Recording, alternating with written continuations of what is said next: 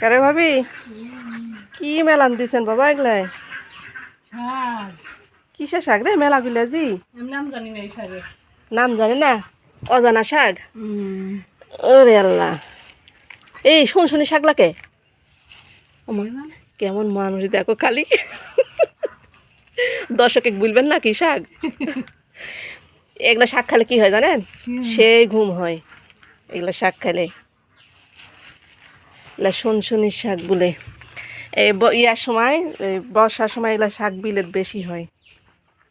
চাষি দেখেছেন আপনি, কাকু বলবে না যে এটা কি শাক, এত হিংসক চাষি।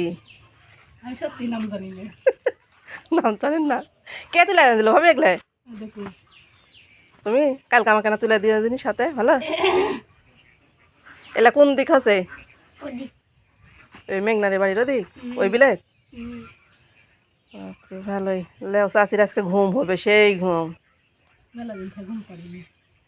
সত্যি ভাবে এগুলা শাক খাইলে বলে ঘুম হয়। এগুলা আমার শাক লাগে। তো বাইসা দিতে না, তাও বাইসা দিলে তাও তো দিবেনি এক খুরা।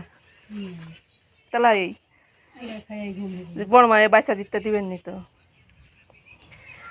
এগুলা শাক কার কার এলাকায় আছে অবশ্যই কমেন্টে জানাবে।